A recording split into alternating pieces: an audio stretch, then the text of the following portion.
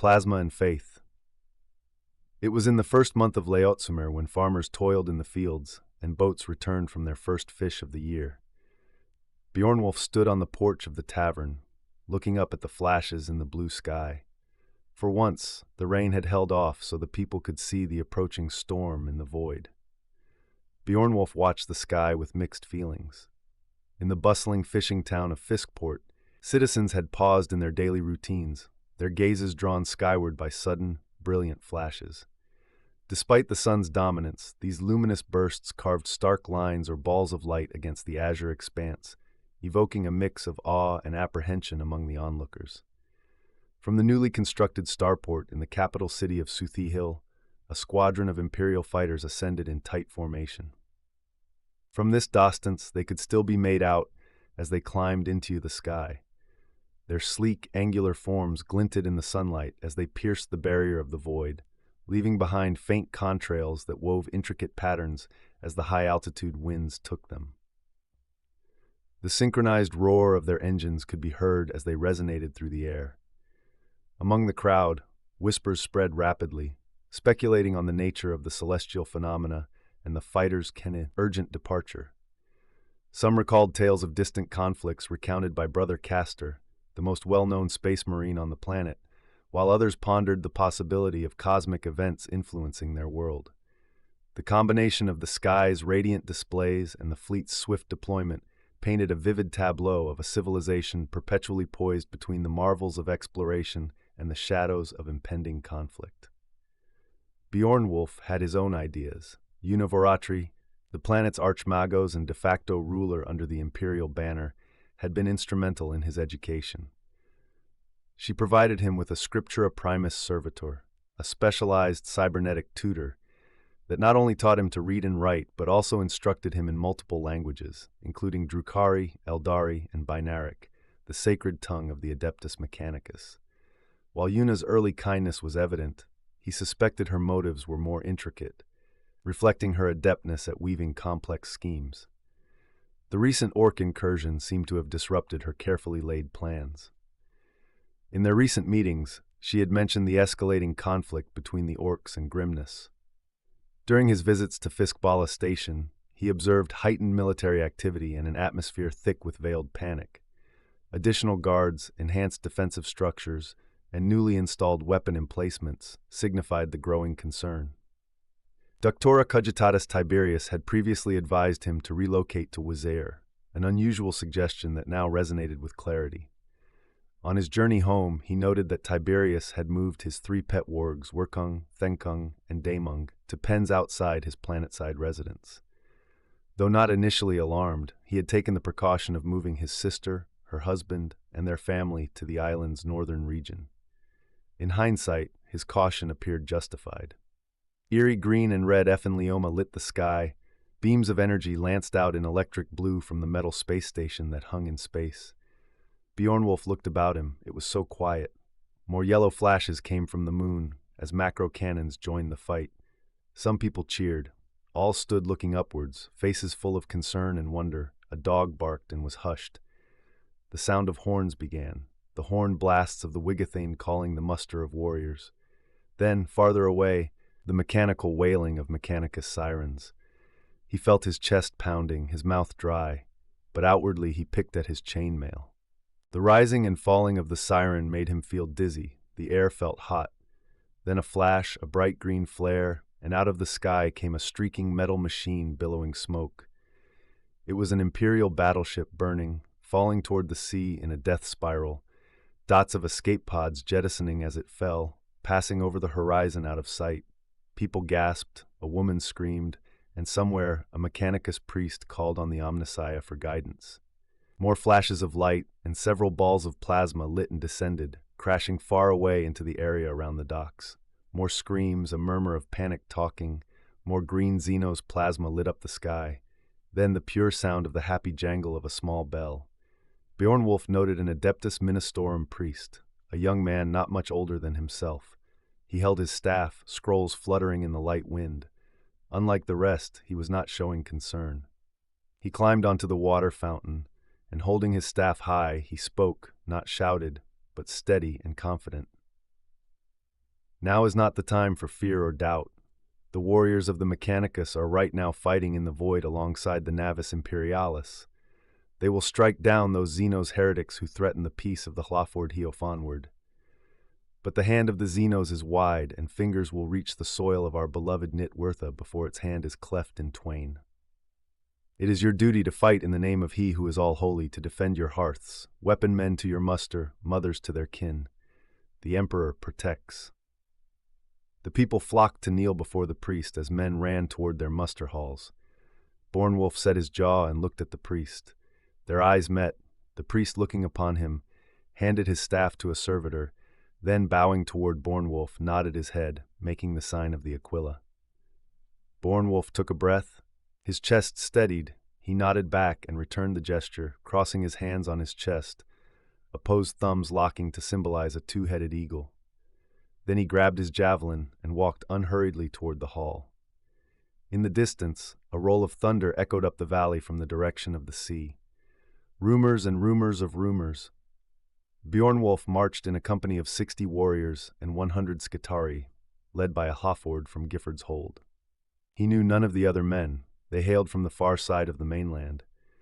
Bjornwolf himself was in Fiskport only for trade, sent by his Hlaford to barter pelts in exchange for raw iron needed by his village forge. The local muster hall was quite large. Fiskport was a big town. As the warriors made their oath, Bjornwolf stood at the back, keeping to himself. One of the town's Hlafords gave a call for volunteers to head inland and link up with other defense forces. Not many of the assembled raised their javelin, so he raised his own. As he did, he placed a hand on the warrior ring about his neck. After all, he was already oath-sworn. Not long after, he was among strangers, moving in a broken column through the pouring rain, wary of ambush. Their destination was the high crossroads, 20 leagues from the town. Along the way, they passed village after village where families hurriedly packed carts, their faces drawn with fear, preparing for evacuation.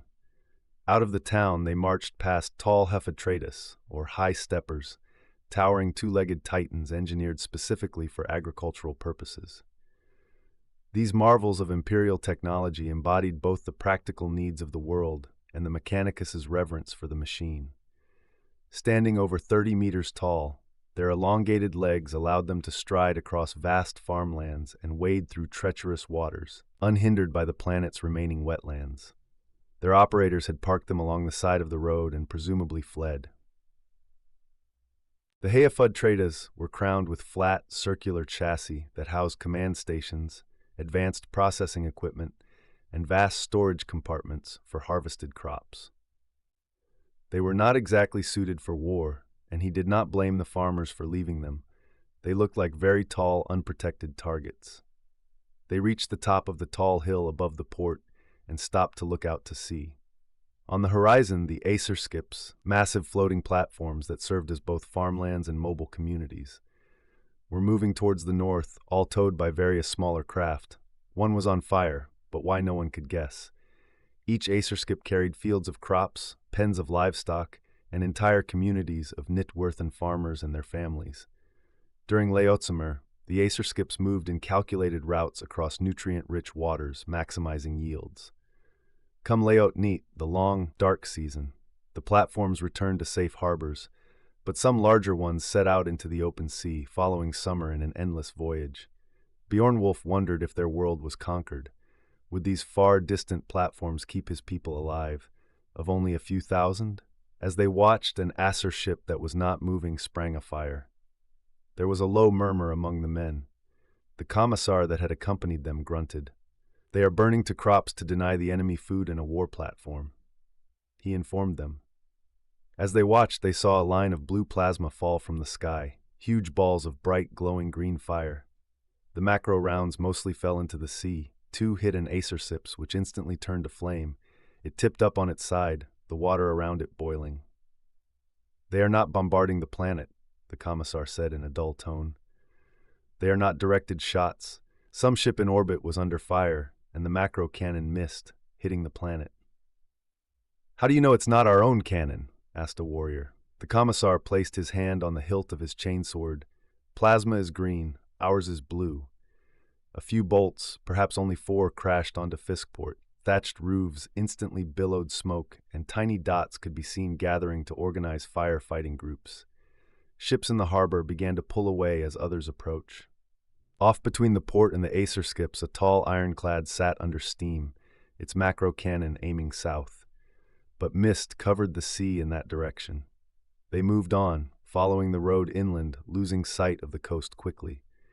They walked for hours, passing many people fleeing to the coast, passing hamlets that were full of people loading carts and the occasional grav car. One village was already ablaze. The locals, gathering belongings, told of a Hreftfir that had flown over the town hours earlier, dropping explosives without warning, something the commissar was quick to scoff. Now a Hydra, its 4 long autocannons, sat by the road, barrels aiming into the roiling sky. Crew scanning the heavens with monocular, while tech adepts studied auspex. Bjornwolf did not know what the orcs flew in the sky, having never heard of a bomba. Certainly it was not a Hreftfir. But he suspected the positioning of a flak gun here was more to bolster the population's morale rather than for effective defense. Bjornwolf reasoned the storm clouds were rolling low over the land. Any flyer would not be of much use in this weather, even if the orcs had managed to summon a Hreftfir from fairy tales. Bjornwolf had heard of orcs before, but only as tales told by the Wigathane who had served aboard the great imperial void ships. Now, those tales felt all too real. He wondered what weapons they carried. They had spaceflight and aircraft. Were they much different to himself? How Xenos was a Xenos? His mind was filled with questions, as much as the smell of burning wood and thatch filled the damp air. Their warband had been ordered to the high crossroads that connected the south coast to the docks at Fiskport in the east and the lower port of Broadmouthiport in the west. Still a long march away. Up the road from the south marched a column Skiteri, the tech adept commanding called Canis. They had come to secure the road to the south. Grimness forces were fighting there to reopen the road to the capital. This did much to bolster morale, and conversations went from concern for relatives to taking back lost towns and vengeance. Now both columns marched together, and confidence rose. All that day, columns of refugees continued to move from the south, taking either the eastern or western paths in a desperate bid for safety. They brought many tales, some hopeful, some not so much. As far as Bjornwolf could grasp, the novice Walmer Wigathane had evacuated these refugees in waves from both ports. But then things changed. Refugees began staggering back, twice as weary and more desperate, this time from the direction of Broadmouthiport. These people told them the port was now lost too. A few warriors escorting the refugees spoke of the gutted wrecks of Navis Hwalmir Wigathane's ships smoldering in the bay. The port burned, its flames licking the horizon like a funeral pyre. This did little to bolster the band's morale. Fiskport was now the only safe haven left for evacuation. The tech adept Canis talked with the Hlaford and Commissar, recognizing the strategic importance of Fiskport, had led his Skitaria there, rather than hold the crossroads. The Hlaford was not happy, but the Commissar pointed out with no unified command they could not order Canis to remain, and so they watched them march away, feeling deserted. With them gone, only the 60 Wigathane were left. Bjornwolf and the others marching along to the sound of heavy guns. They got an order to redirect to Manethtal, but after 5 hours' march, when halfway there were redirected to Broadmouthiport. As they doubled back down the road, another order told them to make, once again, for the high crossroads. They were all tired, confused, and disgruntled. After a meal and a restless sleep under the cloudy sky, they had set off back on the march. The whole time the distant thumping of thunder. Or was it guns? On the horizon, smoke from villages could be seen, like a curtain south of the island was burning. They continued to march. Now they were quiet, lost in their own thoughts. Bjornwolf and another Wigathan helped a cart back onto the road where it had veered off, and the warrior gave him a wry smile. "These orcs owe us a new pair of boots," he said, holding out a hand. Leodwald, he introduced himself. Bjornwolf looked the man up and down. He was in standard plate patched in places with 6 warrior rings, clearly a career Wigathan of the local Lawford. He nodded back. Bjornwolf. They clasped gauntlets, trudging on through the muddy road together. One time they had to stand at the side, allowing a platoon of 3 Irenzid to rattle past. Their blue hulls splattered with mud, the backs open with Fraterus militia looking out of the darkened interior, eyes fixed on the grim dark sky. After an hour on the road, the Vox officer at the head of the column stopped holding up a hand. The Hlaford gave the halt signal. The 2 men stood, Vox held between them, the Hlaford talking, while the Vox Mam kept looking in the sky above.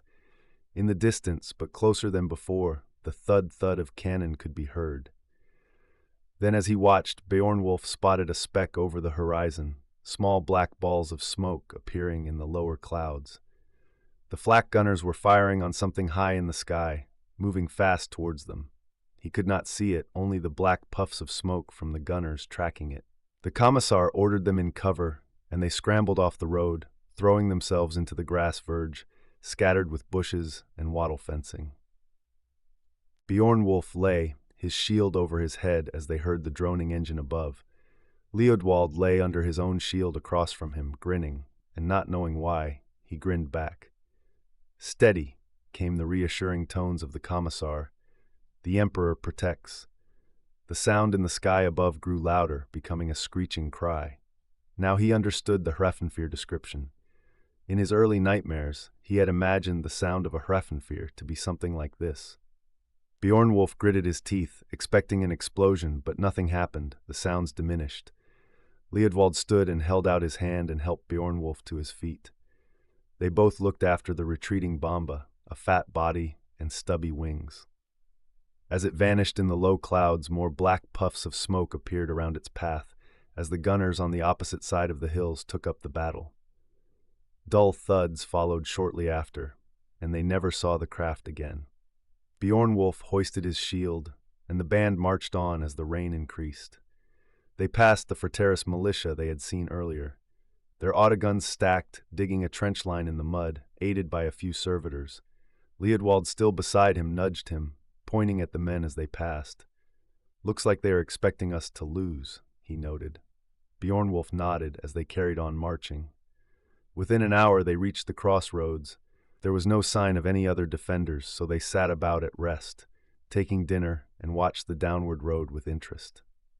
Finally, the last wave of refugees arrived from Broadmathy-port. Most were carried on carts pushed by silent, tireless servitors. They were emaciated, hollow-eyed, and broken by exhaustion and terror. Their commissar, looking grim and troubled, directed the refugees down the road from where their own band had come, wishing the Emperor's grace to those who knelt for his blessing. Marching behind them came 40 Wigathine, their Hlaford among them, his arm bound in a sling and his armor dented. As their companies met, the 2 leaders exchanged salutes and began speaking in hushed tones. The Commissar stood off from them, watching silently, catching Beornwulf's eye as he chewed on a slice of pork. He gave a nod. Leodwald shared a bottle of ale as he and Beornwulf watched with interest. Beornwulf noticed a young lad in ill-fitting mail who had arrived with the other Wigathane. He observed he was looking at the lump of pork and ale with hunger in his eyes, so he beckoned him over. The lad sat beside them, and Beornwulf offered him a fresh wrap of pork, while Leodwald turned out a second bottle of ale. The lad had clearly gone a while without sustenance, judging by the way he filled his belly. "Tell us your tale," prompted Leodwald. "What went on down yonder?" Despite his weariness, his voice carried a mix of awe and desperation. Both listened as the lad, his face streaked with dirt and blood, recounted the horrors of Broadmathy-port's fall. He described how the orcs had come up the coast, and how their band, 800 strong, had been pushed into the town. The barricades had held at first, but the Xenos had huge hulking cataphractii, plated owl barrels with claws that had breached the defense. Then the Skitarii had come, fighting in disciplined ranks, covering the withdrawal to the dockyard and Great Hall. His eyes flickered as he told of lumbering landships that drove into the town. The orcs again flooded in. His head sunk as he told how the Navis, Hwalmir, Wigathane ships had sailed into the very heart of the port, their iron hulls looming over the shattered piers. With no choice, the wooden ships of the locals had been burned to deny them to the orcs. They came right %. They came right into the docks, the boy said, his eyes wide, macro cannons firing over open sights. The sky was fire. They pulled as many people off the piers as they could, but the orcs kept coming. As the boy spoke, Beornwulf's eyes drifted to the horizon, where smoke still curled into the sky. The lad continued, his voice trembling now. The Skitaria held the orcs back long enough for the last ships to leave. Brave they were. We escorted the people who couldn't make the sea. Those who couldn't walk, we pushed them here, to the hill. Beornwulf looked at the battered column before him. Refugees, Wigathane, and the weary young lad, all of them had survived where so many others had not. Now the crossroads lay ahead, the last line of defense between the orcs and the northbound refugees. Warriors were gathering around the Vox officer, within range of the speaker. The Vox was set to receive, picking up signals across the hills. From this they gained a snapshot painting a picture of the events around them. Vox node, Lafopard Pethelm transmitting. Orc forces sighted 2 leagues northeast of Suthi Hill. Wigathane support requested. Vox node, Astra Militarum command transmitting. Negative. Do not engage Pethelm. Pull your forces north to NihtWyrtha and hold for orders. Vox node commandant transmitting. Manifold Dawn forces under heavy Xenos attack. They have rollers. Require armored support. Astra Militarum command. Retreating from Suthi Hill. Heading for Fiskport for evacuation. Vox node, Astra Militarum command transmitting. All forces north of Suthi Hill. Meet with the 112th on the high crossroads. Armored support inbound from Grimness 9th. Be advised orc forces are moving out of the marshes northwest. Suthi Hill road cut. Vox node, Magos Cybernetica Logi Smith transmitting. Grimness 3rd and 7th engage Xenos forces on the north approach to Suthi Hill. Be advised, Xenos have aviation. Heavy losses. Rally point is NihtWyrtha. Vox node, Irinzagan officer Tumbald transmitting. Dinu Tune is cooked. Great Northern Road is overrun, moving towards NihtWyrtha requesting orders. Vox node, Lafard Peltham transmitting. Road cut at Dinu Ham. Under direct assault, my forces trapped in NihtWyrtha request support. Vox node, Astartes transmission. Apothecary Nathaniel Iron Hands transmitting. Lafard Peltham, I am on your 6. Thunderhawk touchdown in 60. Stand by for extraction. Vox node, Ironclad Leot Bora, Princess Hildilith transmitting. King Ekbald is lost. Repeat, the king is fallen. Suthi Hill is burning. We are breaking east. Repeating, all Navis Wellmere Wigathane is to retreat northward. Vox node, Ironclad Stormsild Wigfrith transmitting.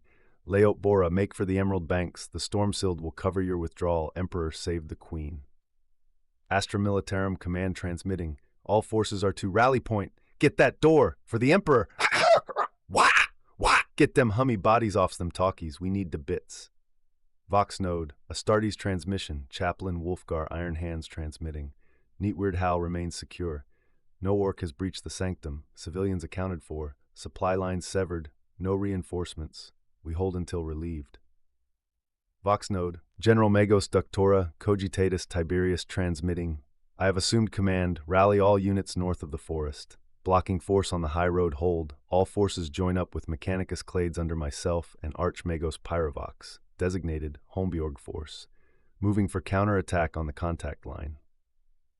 General Tiberius, Beornwulf said in surprise, shaking his head slowly. That's good, isn't it? Asked the lad. I hear Tiberius is a great leader. Beornwulf shrugged. Ductora Cogitatus Tiberius is my uncle. He shrugged again. Well, sort of. Anyhow, Tiberius is commander of Mechanicus forces, meaning the Astra Militarum are out of the fight. Leodwald laughed. And the forest is between the crossroads and the Holmbjorg, may as well be on Nithelm. He glanced at Beornwulf. So you're that Beornwulf. He gave a laugh and nudged him. Beornwulf placed a reassuring gauntlet on the lad's ill-fitting plate. This is where we stand. Tiberius and Pyrovox will make their way to us, and here they will find us holding.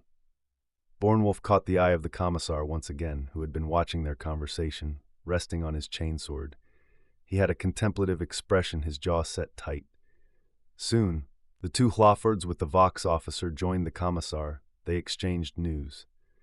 The commissar pointed back the way their band had come. 6 lieges back that way, earth ramparts are been thrown up, so we have a defense to fall back to. Time for retreating is over. He sounded firm, as if he believed what he said, but Bornwolf heard a tine in his speech that made it seem he doubted his own words. A moment passed. The commissar gave a short salute to the Hlaffords, then gave another nod to Bornwolf. He was not exactly sure what that meant. He had a feeling the commissar was thinking on the same lines as he was. The South was lost, and they were on the wrong side of the forest. Morale among the warriors rose when a cavalry company of the 17th Manifold Dawn Lancers rode up from the east, pennants flying, and took position in the trees off the road. The air around the camp changed shortly after, when over 400 men of the 112th Manifold Dawn, yellow tunics, dirty and looking tired but confident, marched up and formed 4 companies, 1 on each flank and 2 in the center. The 100 Wigathane were rear guard directly on the road next to a small house where the regiment officers set up a command post. Things seemed to be looking up for the war party. Hopes began to fade, though, as, later in the day, only a single lemon Russ with the emblem of the Grimness 9th rolled up. Its engine seer, removing grime-covered goggles, informed them that no more reinforcements were coming. This was now a holding action. The rain began to fall. The Battle of the High Crossroads. The sounds of many feet marching could be heard coming up the valley. Mist hid them, but it was clear the orcs had a large force. The companies took firing positions. Bjornwolf was just off-center in their battle line. He had lost sight of the lad and set his eyes forward. The Wigathane were to the rear of the 2 main Manifold Dawn companies, but their elevation gave a view of the valley. Out of the mist, he saw shapes moving and gripped his Serpenta. He was still unaccustomed to the weapon, which did not fit easily in his Wigathan plate gauntlets. He bit his lip, breathing hard to keep calm. Then he saw them. He had never seen a Xenos before. They were tall but hunched, bow-legged. Their mouths hung open, tongues lagging as they marched in poorly disciplined order. Their teeth jutted up like an Eotenbar. His mouth went dry again. A murmur went up the ranks. A water pouch was handed down the line, and he wetted his lips, spat, then took a full gulp before passing it on. These Xenos were terrifying. Worse still, they kept coming. Within minutes, the whole valley was full, as if the sea had turned green and was rising to drown them. Then there, and another, 3 huge tanks emerged from the fog. They had large crushing rollers in front, 2 small turrets behind, and a huge turret the size of a NihtWyrtha Ironstwagen on the structure above. Bjornwolf swallowed hard and gripped his Serpenta tightly. Bang! It was not from the orcs. The shot was fired by the Grimness tank. One of the orc tanks stopped dead in its tracks, then exploded in a ball of fire. A cheer went through the ranks. "Fake word!" shouted the Wigathan around him. But Bjornwolf did not join in. He feared his words would not come. Bang! A second orc tank caught fire and careened off to one side, its roller in front squashing dozens of orcs. Crack! A Laz round from the Lemon Russ melted into the side of the careening orc tank, ripping a long line through its battle plate until it hit the engine, and that too exploded. Again a battle cry went up. A shot came out from the 3rd orc battle wagon. It sliced past the Grimness tank. Paint burned away as rain turned to steam, creating a cloud around it. The Leman Russ hull rolled back on its tracks, clearing the fog, and both sponson lascannon and main gun fired. The las beams missed, slicing through a line of orcs, but the battle cannon hit. The battle wagon's roller flung into the air, and on landing rolled down the valley, squashing orcs who scrambled to avoid it. The battle wagon hull was still intact, though, and closing, its lighter gun turrets firing now at the ranks of Manifold Dawn, where dozens fell. The main gun fired. The shot hit the Leman Russ with a clang. The round bounced off its armor. The Grimness gunners had the range now, and the lascannon burned into the unshielded hull. One of the turrets exploded from within. The battle cannon hit the wagon center mass, where the beam had cut a hole, tearing the 3rd orc battle wagon to pieces. The troops cheered, but orc shooters were firing on the companies, the orcs having covered the distance while the tanks had fought. The orc horde surged forward as an undisciplined mass, their weapons firing wildly without orders or control, driven by their instinctive lust for battle. Green-skinned brutes bellowed war cries, their guttural roars filling the battlefield. The men of Manifold Dawn stood resolute, their yellow tunics stark against the smoke and soot. When the front ranks fell under the orcs' onslaught, Those from the rear ranks stepped forward without hesitation, their boots crunching over the bodies of the fallen to take their place in the firing line. The disciplined formation held. "Hedrad!" barked the command, slicing through the din like a blade. The left company unleashed a volley of disciplined lasfire, their weapons lighting up the advancing orcs in a brilliant red glare. The moment their weapons clicked empty, the right company stepped forward, firing their own volley. "Hedrad!" came the command again, the cycle continuing like the relentless rhythm of a war drum. Volley after volley tore into the orc ranks, but the greenskins returned fire with no care for their own fallen, some of which were in piles 5 orcs high that they had to clamber over. Guardsmen fell, their bodies crumpling to the mud, yet the line never wavered. Discipline and seasoned officers held them firm.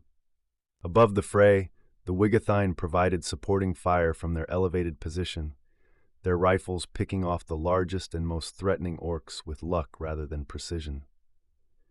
In the heart of the battlefield, the mighty Leman Russ fought on. Its sponson-mounted heavy bolters raked the orc masses, cutting down dozens with each burst. Then the battle cannon fired, a thunderous boom that echoed across the field. The shell landed in the thick of the orc horde, the explosion sending bodies and debris flying, carving a gaping hole in their chaotic formation. Still, the orcs pressed on, undeterred by losses, their frenzied charge unchecked. But the men of Manifold Dawn did not falter, their ranks holding firm against the tide. Bornwolf felt elation coursing through him as he fired round after round into the seething mass of orcs below. The roar of lasguns and the boom of distant artillery filled the air, a deafening symphony of the Imperium's might. He couldn't tell if his shots hit anything at this range, the rain and smoke obscuring all at the faintest shapes of the green-skinned horde, but it didn't matter. They were holding the line. They were stopping the Xenos. How can anything stand against the power of the Imperium, he thought, his heart pounding in his chest. This was his first battle against Xenos, and it felt like the height of his life. Adrenaline surged as he fired again and again, his Sepenna's recoil now a familiar jolt against his shoulder. Around him, the men cheered, their voices rising in defiance against the orc onslaught. "Ferd!" he bellowed, his cry joining the others. The words tasted sweet, their meaning lost in the euphoria of battle. The last fire around him began to slow. The rhythmic volleys faltered, then stopped entirely. Confusion gripped him. What was happening?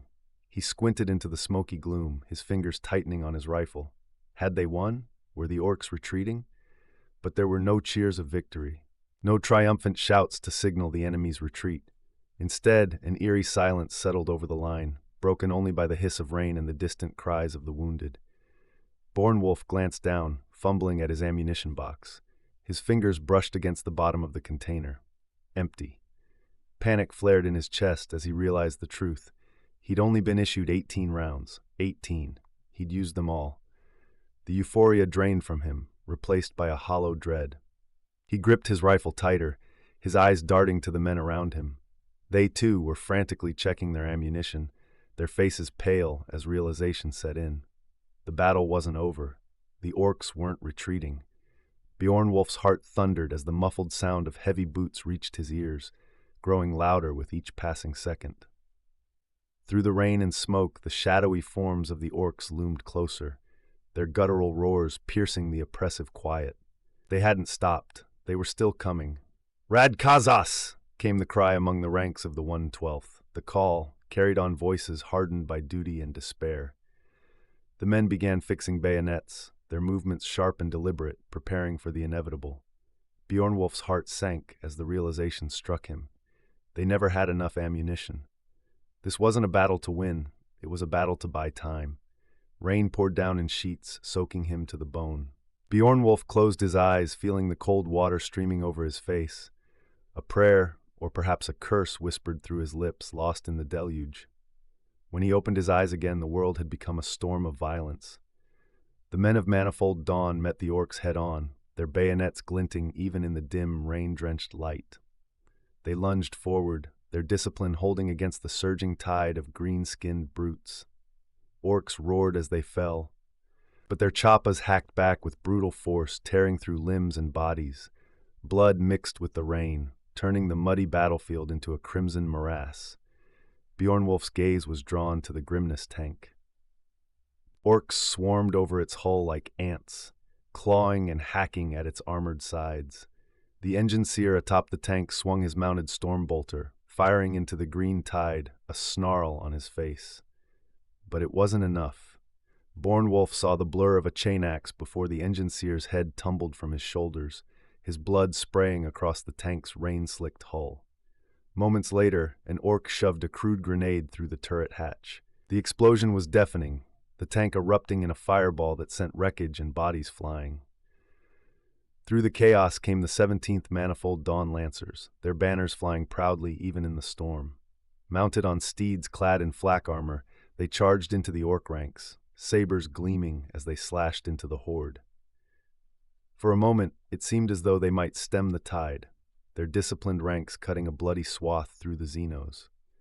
But the orcs rallied, their crude weapons bringing horse and rider down one by one, until the proud charge faltered and collapsed into the mud. "Kaf uta!" came the retreat order, shouted over the din.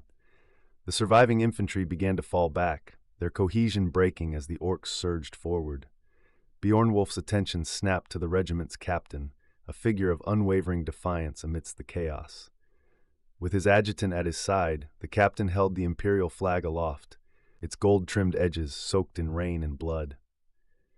He fired his bolt pistol until the magazine ran dry, then drew his power sword, its blade crackling with energy. He hurled himself into the fray, cutting down orcs with skill. Bjornwolf watched as the captain fought like a man possessed, the flag still clutched in one hand as he swung his sword with the other. But the orcs were endless, climbing over their own dead to reach him. The adjutant fell first, an axe cleaving through his chest, and the flag slipped from the captain's grasp as he turned to face the next wave. He swung his blade, cutting through the nearest orc with a desperate strength. Around him, a handful of men rallied, forming a small, bloodied circle. They fought with the tenacity of the damned, bodies pressed close as they held the Xenos at bay. Dead orcs piled around them, but for every one that fell, 2 more took its place. The captain swung his sword again and again, the rain mixing with the blood on its crackling edge. The end was inevitable, but they would make it a tale worth remembering. "Sildwyl," came the command from the Lawford, his voice cutting through the chaos. Without hesitation, Bjornwolf dropped his serpenta, the weapon stuck into the mud muzzle first. He reached over his shoulder, feeling the reassuring weight of his shield as he pulled it free from its maglock on his back. The smooth surface, marked with scratches and burns from past skirmishes, gleamed faintly in the stormy light. Drawing his javelin with practiced speed, he moved into formation, locking his shield with those of the men beside him. Behind him, he heard the sound of hesitation. Leodwald was arguing with someone, the shuffle of boots breaking formation, then the sharp, frantic patter of retreating footsteps. A soldier to his right abandoned his shield entirely, the clatter of it hitting the ground like a death knell. Another broke into a sprint, his breathing audible even amidst the growing cacophony of war. The crack of a last gun rang out, sharp and final. The fleeing man fell face first into the mud, his body limp. Bjornwolf didn't look back, but he knew what had happened. The warband commissar, his black cloak billowing in the rain, stood resolute amidst the chaos. The smoking barrel of his last pistol aimed toward another terrified soldier. Another crack, and the second deserter fell. Bjornwolf swallowed hard, his grip tightening on his javelin. He knew what this was. This wasn't a fight to win. It was a fight to buy time. Time for the rest of the troops to withdraw. Time for the Imperium's larger war machine to crush this green tide. Time paid for in blood. The commissar raised his voice, a booming command cutting through the roar of the battlefield. "The 112th died for your Harth," he shouted, his voice carrying the weight of conviction and steel. "You will not betray their honor by running like an Aigil, and the Hrafnfir's circle to take your coward's soul." The men faltered, their hesitation tangible, but the commissar pressed on. "We will hold while the troops withdraw." His voice was unyielding, each word a hammer blow to the soldier's wavering resolve. Bjornwolf set his feet and raised his shield, feeling the comforting weight of the shield wall locking together before him. the storm raged on, rain pouring down over them, mixing with the blood-soaked earth. He glanced to the man on his left, whose face was pale but determined, and the man on his right, whose knuckles were white around the grip of his shield. He could not see Leodwald or the lad from earlier. "Hold!" the Hlaford closest to him shouted, finding his own voice amidst the chaos. Beornwulf raised his javelin, ready to hurl it into the advancing horde. The orcs came on, roaring and screaming, but slowed as they neared the shield wall. This was different. The Humies did not fight like this. With shield and spear, Humies stood in ranks or hid behind walls and trenches, but not in the open, no cover, with a shield. There was something else wrong, too.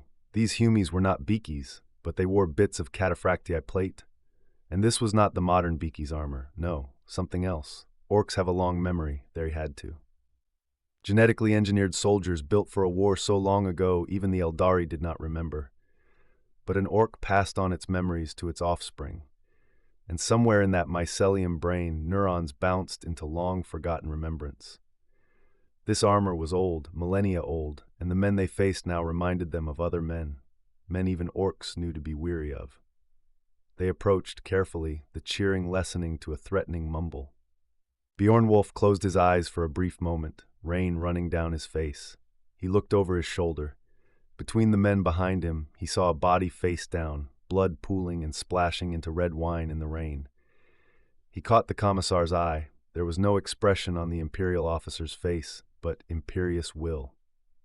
Then looked between the gap in the shields towards the foe, readying his javelin. The last fugitives limped away from the orcs. The shield wall opened to let them through, then closed with the clank of metal and wood. The orcs approached, snarling in guttural High Gothic. Beornwulf did not understand the whole lexicon, but he knew enough to recognize curses about his parentage and references to his long-dead ancestors and something they were bad at making. "Steady," came the Hlaford's command. "The Emperor protects," echoed the commissar. Shots rang out from the orcs. Solid slugs and explosive rounds flew into the shield line. Sparks flared and shields trembled as the repulsor field of each shield locked in unison, forming an unbroken line, deflecting the incoming rounds. Missiles streaked through the rain, changed course mid-flight, and slammed into a group of orcs. Long-stick grenades, their heads tipped with explosives, flew at them but bounced high, exploding harmlessly or skittering away. "Ready," called the Hlaford. Beornwulf, holding a javelin over his shoulder. "Loose!" he threw, adding his weight to the servos in his armor. The javelins lanced through the air. The orcs laughed as they watched the weapons fly, that is, until they struck. Those struck seized up instantly. Electric bolts arced between those hit, catching others nearby as the rain spread the shock. Orcs stood transfixed for moments, weapons firing uncontrolled, their ammunition stores erupting, and bodies dropped in clumps into the mud. The orcs fell back. Others stood alone, surrounded by their twitching comrades, confused. One warboss raised a chain axe and bellowed. The ranks opened and a line of killicans clumped through the mud up the hill. These orc dreadnoughts clanked and sparked in the rain, huge pincers snapping. Beornwulf hefted his second javelin, looking at these strange machines. A cross between a bathyscaphium and an Iron Hands dreadnought. His mind tried to make sense of what he was seeing. Clearly these were machines, maybe servitor-controlled, or did an orc sit within them like his own armor he wore? "They're just machines, nothing to be afraid of," the commissar shouted above the din of the cans' approach. The cans waddled forwards. Some had heavy shootas that fired on the shield wall, but these rounds skimmed away from the refractor fields with no effect. They approached, 20 paces off, towering above the Wigathan. The orcs advancing behind were laughing now. "Loose!" ordered both the Hlafords in unison.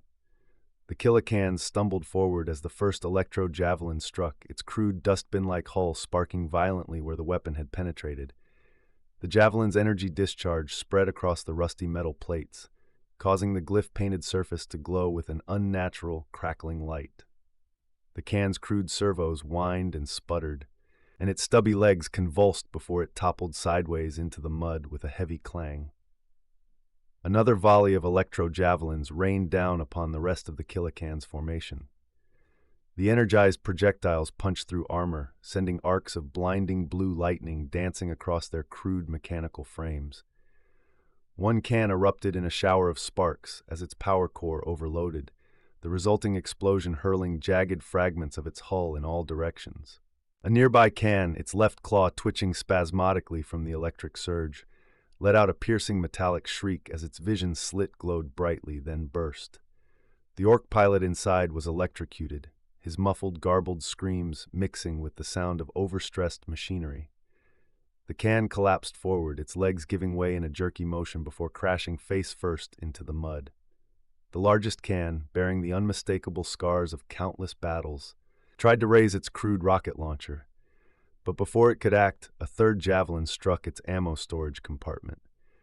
The explosion was immediate and catastrophic, tearing the machine apart in a thunderous blast. Shards of its rusted frame and orcish scrap rained across the battlefield, the mud scorched black where it had stood. In moments, the once menacing line of killer cans was reduced to burning wrecks scattered across the battlefield, their pincers and saws lying inert in the sludge. The rain hissed as it struck the still crackling remains, steam rising from the shattered and sparking husks.